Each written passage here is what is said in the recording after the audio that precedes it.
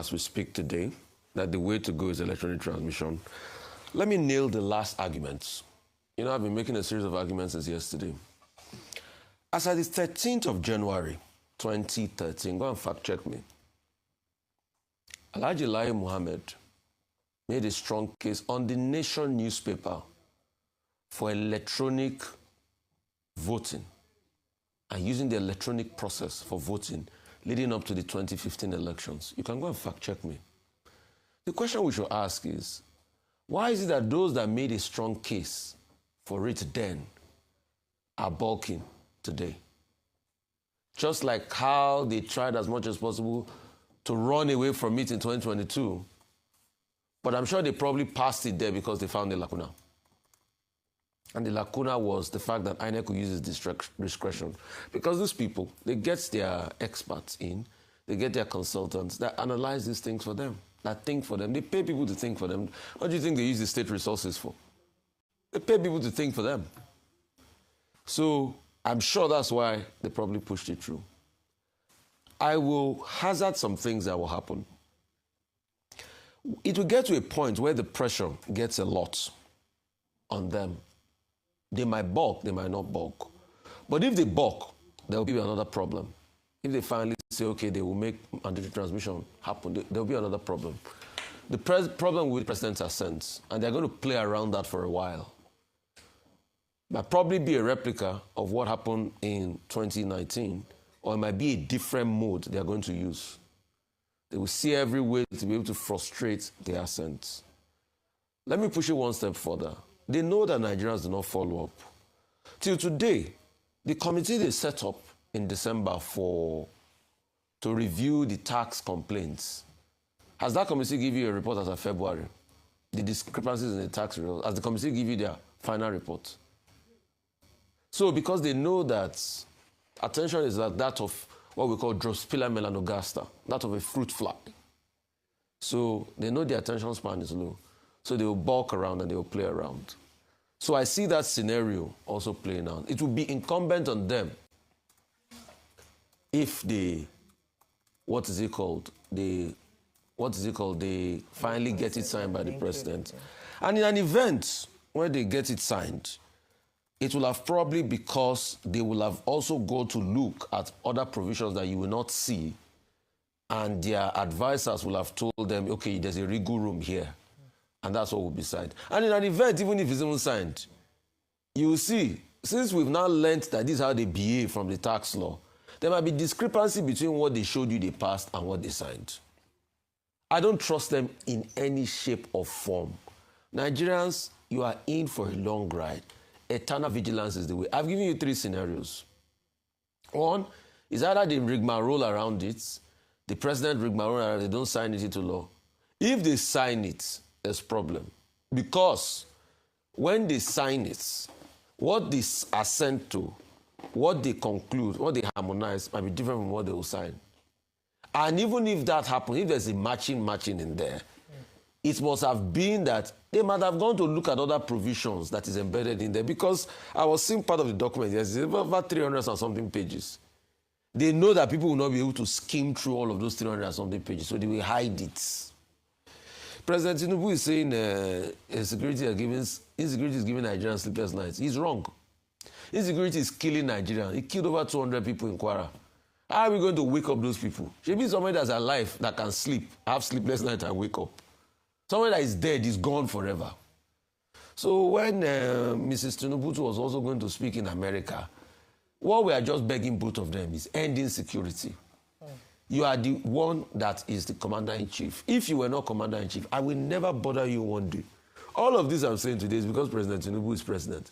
The moment he ceases to be president, the person that becomes president after him is my concern. Because for me, I want this country to be good. So they should look for ways to fix insecurity. The airstrike is a blessing. You can say any platitudes you want to say in America. Have we stopped the killing? No. As long as we have not stopped the killing, we have not started. Thank you. Dr. Abati. Okay, let me start with the Senate. The Senate had been on a 2-week recess. Now it's reconvening today as a matter of urgency to address what Senate President Godswill Akpabio had described as, votes and proceeding stage. Now, on February 4, that was last week, the same Senate voted on the issues, clause by clause, based on recommendations from the Senate Electoral Matters Committee. A number of issues, critical ones that are there, about the rights of persons in correctional centers to vote, about reduction of the time when INEC announces the election timetable, about funding, early funding for INEC to process the elections, a number of other issues. But at the end of the day, the only issue that Nigerians are discussing is this idea of mandatory real-time electronic transmission of results. And all the other details have been lost in translation. My fear is that this conversation is going to be very long indeed, because there are other amendments that Nigerians will be interested in. But the issue now is about mandatory real-time electronic transmission. And the argument over the adoption by the Senate of Section 60, Sub 5 in the Electoral Act 2022. Now, the Senate President himself has said, we did not jettison electronic transmission. After all, it's in the guidelines for INEC. And also, the INEC chairman also has said, electronic transmission is still part of the program. And we're deploying technology. And BVAS, he quoted, is a game changer and all of that. But Nigerians, civil society groups, a whole range, political party leaders, the opposition generally are now saying that, look, what we want is the version that was passed by the House of Representatives, which talks about real-time mandatory electronic transmission. Now, today, it will be interesting as the Senate takes its votes and proceedings process, which is actually the point at which the bill is passed after the vote. That's what I imagine they will do today, relying on what Senator Akpabio said over the weekend. That, they will take along some of these concerns and try to see how they meet Nigerians halfway. Will a real-time transmission be possible? Should they be made mandatory? Now, I argued in my back page column in this day newspaper today that there are a number of issues.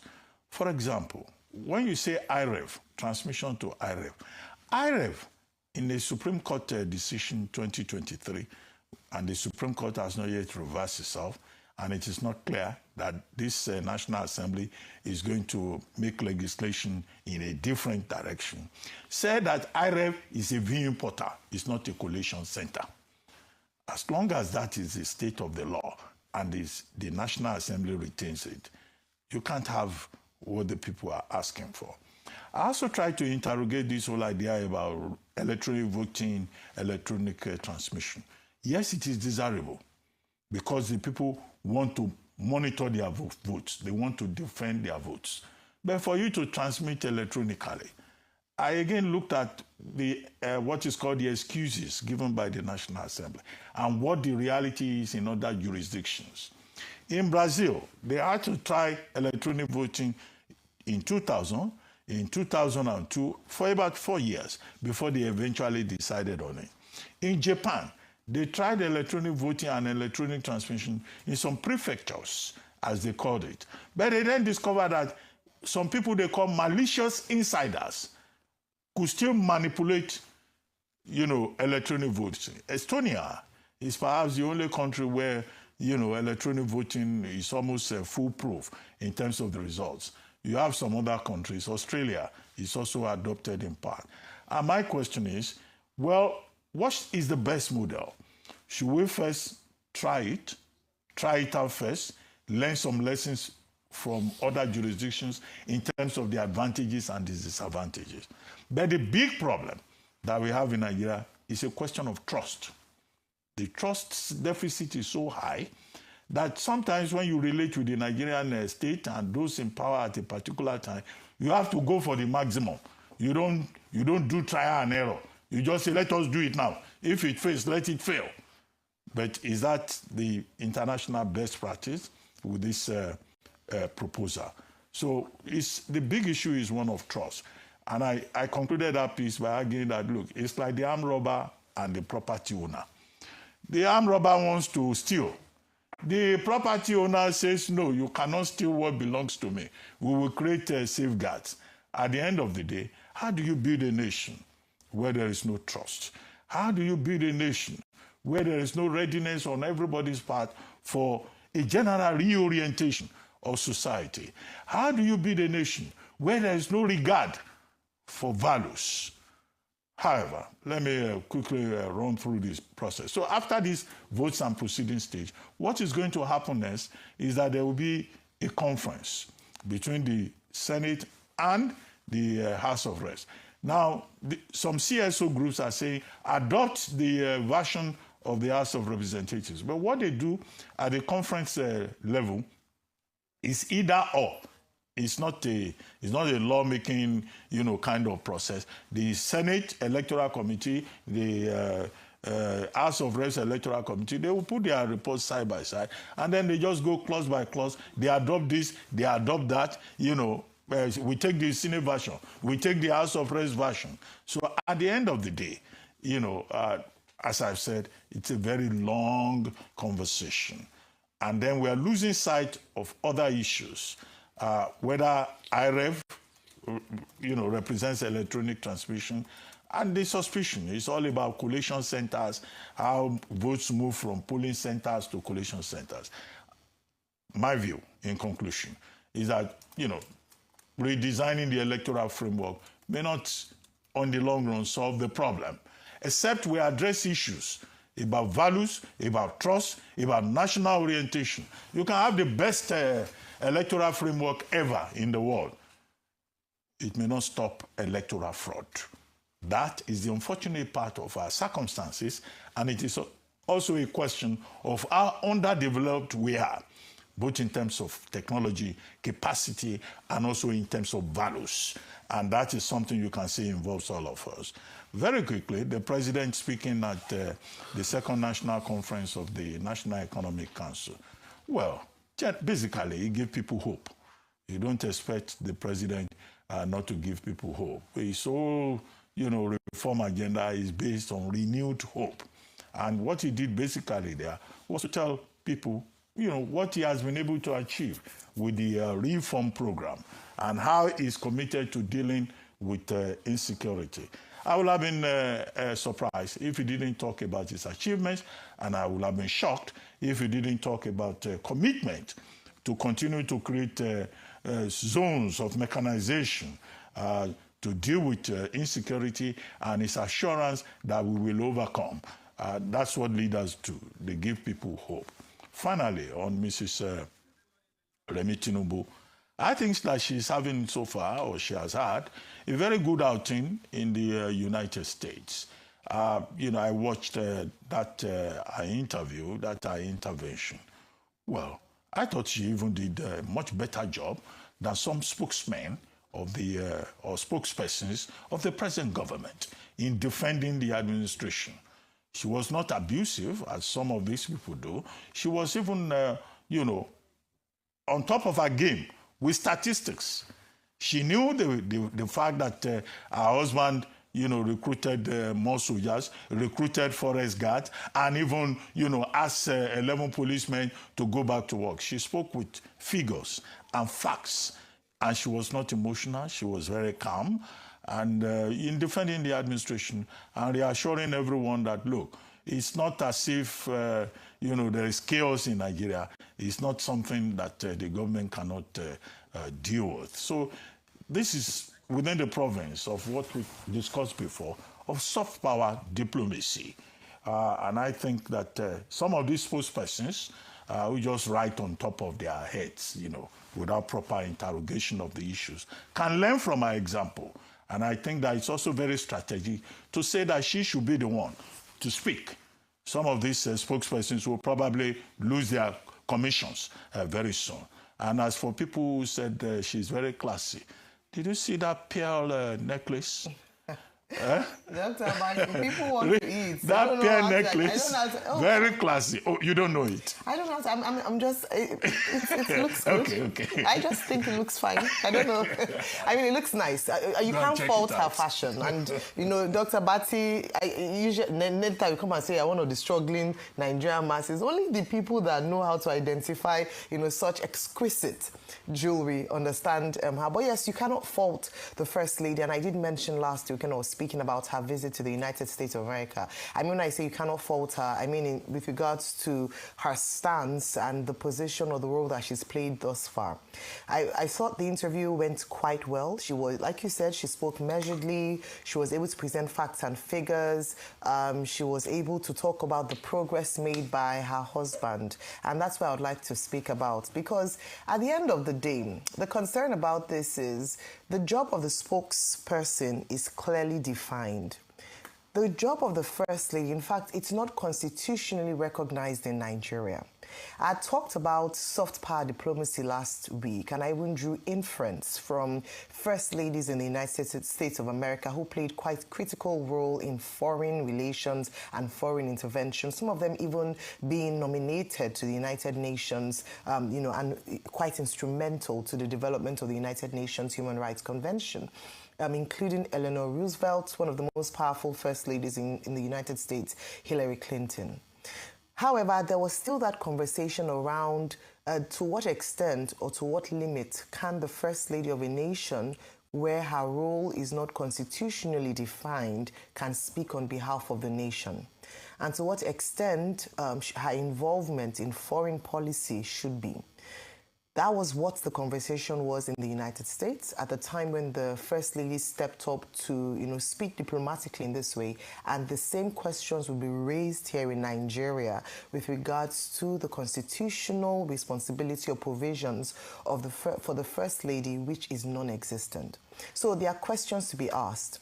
Number one is that by so doing, no one can take away the fact that her speaking her up, her being a Christian married to a Muslim, especially in the light of or in the regard of Christian genocide, you know, in Nigeria, speaks. It's good optics. But even more importantly is a definition of the role, and for us to be careful so that their statements, at least her statements were guarded. I don't think she spoke out of turn in any way, but it could set a precedent, because if we want now for First Ladies to go out and speak on behalf of the nation, it might not be very prudent, if I can put it that way. That's why roles are defined. We have a Minister of Foreign Affairs. We have spokespersons to the President. That's their role. That's their remit. That's the definition of their role. But with regards to soft power diplomacy, absolutely, she's done very well in that. But the truth also is that there must also be limits, because there's no constitutionally guaranteed or constitutionally defined role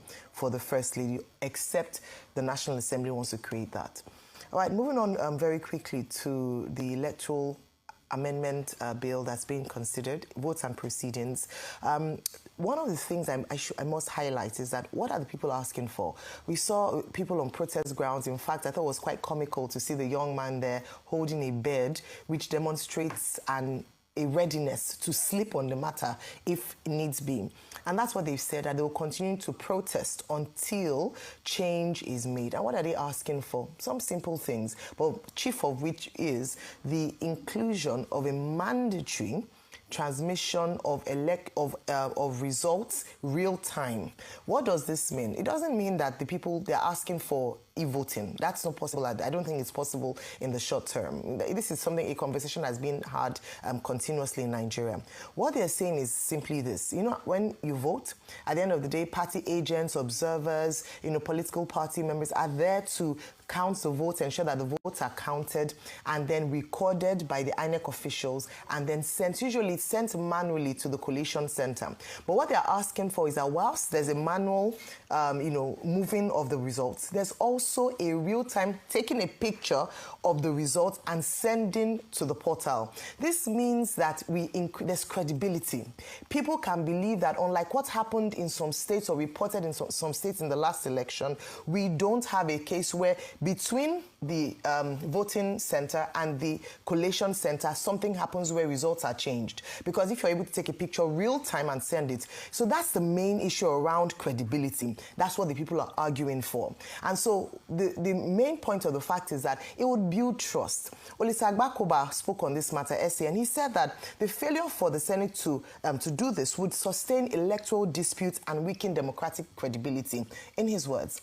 And then we also saw one of the protesters from the CSOs who had talked about the fact that Nigerians are tired of elections or their leaders being decided by the courts. Make the process as transparent and credible as possible, leaving little room for litigation. Of course, we know that there'll be opportunities for, dissenting voices to go, but leaving room for that so that it's actually the people's voices and the people's choices that determine who their leaders are. And that's what the people are calling for. A credible, fair process, transparent, that the people can believe in, that their votes actually count. And that's, with regard, that's why there's a call for the Senate to do all it can to ensure that this is included, and that when you go to the courts, when it comes to evidence, you can actually present the pictures from the IREF portal as part of your evidence to support your claim in the case of an election dispute. So those are some of the things. We're not asking for e-voting at this point. We're asking for transparency, credibility of the polls, and to restore trust and confidence of the people that the process is actually fair and credible. With regards to the insecurity situation, I think one of the things that also I wanted to talk about security situation, the president has spoken about how it is giving sleepless nights, and we're asking again for transparency, especially this new romance between Nigeria or this budding romance between Nigeria and the United States of America. To what extent, and hopefully in the course of World Brief, I can talk about this a bit more with regards to what extent, because there are now concerns around what is in it for Nigeria and what price are we paying with this collaboration. It's welcome, but to what extent, and is Nigeria put first in these conversations? Well, it's time now for a short break.